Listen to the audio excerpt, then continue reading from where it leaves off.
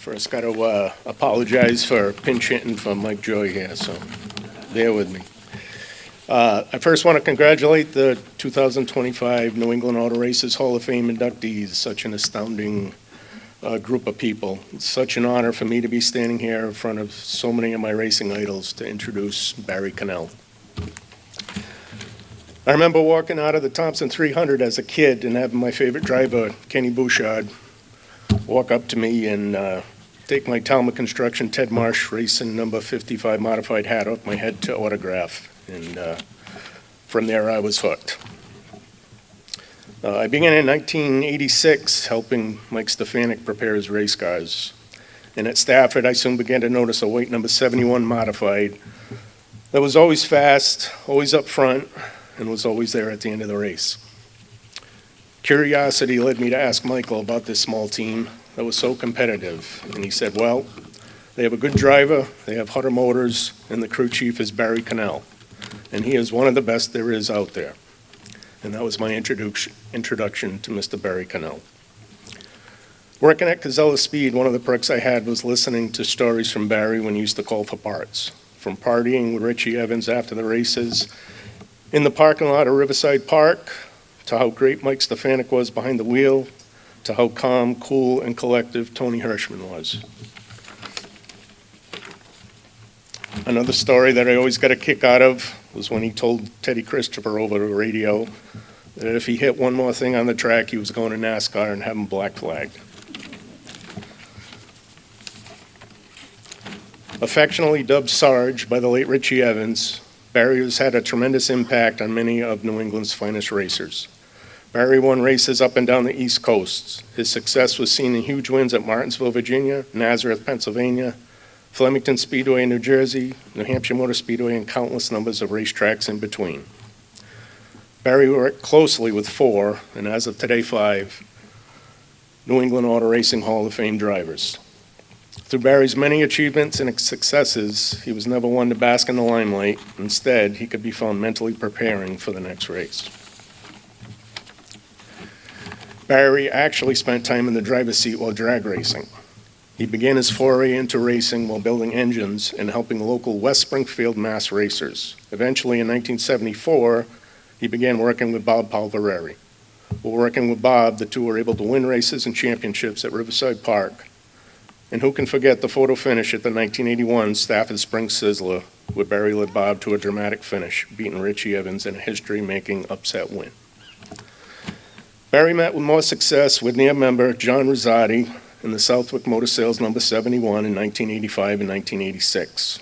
The combo was able to achieve not only a Riverside Park track championship, but they also placed 5th in national points, stemming from wins at Riverside, Stafford, and Thompson. A few years later, in 1994, Barry enthusiastically returned to race with the late Richie Gallup. Many were thankful to have him back doing what he was meant to do. The following year, the dominant driver-crew chief combination that Phil's modified law came to be. The Beal and Bacon, Stefanik, Kuhnel combination was a force to be reckoned with. Together, they won virtually everything known to the modified community. Barry led the formidable and meticulously prepared Burnham Boilers X6 to championships in 1997 and 1998. Together, they set lap records, pole awards, and race wins in a single year. They also broke Richie's record for most wins in a single season. Knowing Michael, he always said it was important for him to know that whoever he raced with would have his back no matter what they did. They were struggling a race at Loudon once, and Barry asked Michael over the radio when the caution come out what he wanted to do.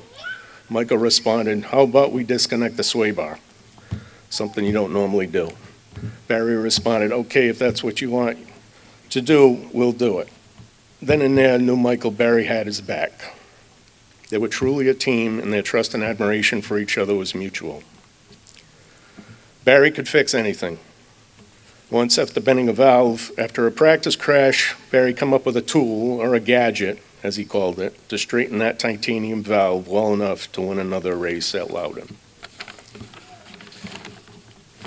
Quite incredible and a testament to Barry's mastery.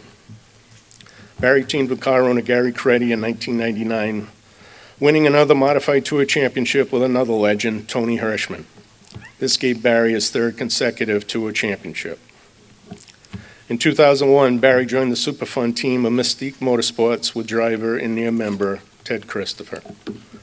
Together, the team took the NHMS Modified Track Championship and countless wins at other tracks throughout the year.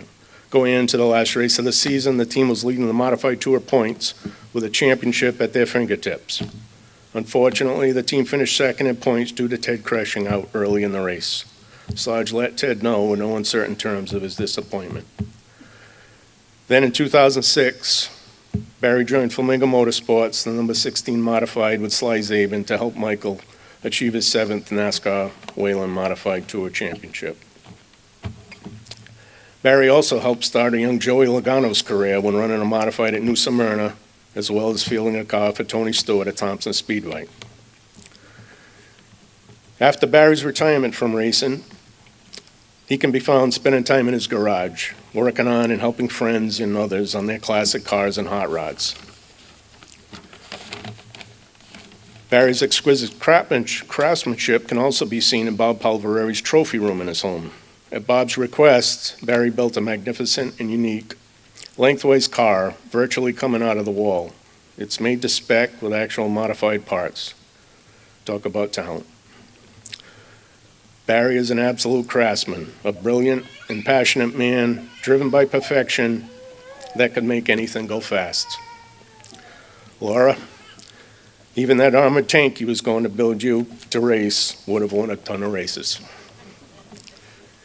On September 6, 2019, Cheryl and I went to dinner with Michael and Julie Stefanik to celebrate Julie's birthday. Conversation, as usual, turned to racing. It was that year that Michael felt fortunate to have been afforded the opportunity to vote for the members of the following year class. We talked about the responsibility of how and why his vote would be made. Michael looked at me and said, "We need to get Barry in." I laughed and said, "We? You're going to be the guy that gets him in. I'm a nobody."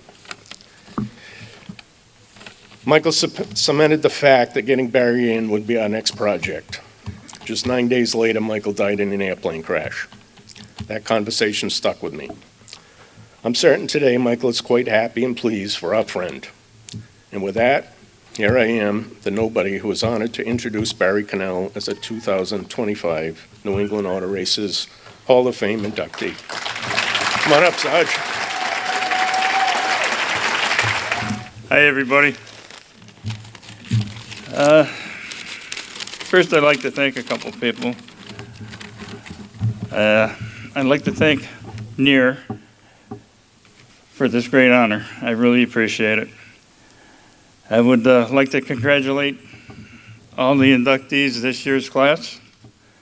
I also like to say thank Skip and his wife, Cheryl, for all their help.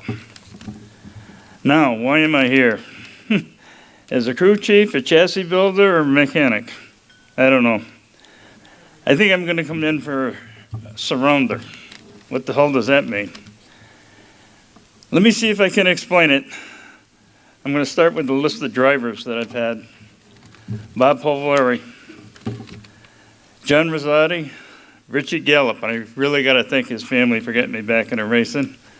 Mike Stefanik, Tony Hirschman, Teddy Christopher. I was lucky to have some great car owners that let me do what I needed to do for the cars. Bob Palvari, Ronnie Young, Charlie Bacon, Pete Beal, Gary Creedy, and Jimmy Galante. I need to thank my crew. There's been 45 or 50 of them over my career. I've had good machinists, welders, fabricators, mechanics, tire guys, tire changers, jackmen, and gasmen. These guys are the heart and soul of a race team. Without these guys, I wouldn't be here. I have to thank my friend, engine builder Tony Carante. There's not a better engine builder around. So with that said, the old saying, you are as good as the people you surround yourself with. That's my list. And I got to add two more, my wife Janet and my daughter Laura. Thank you.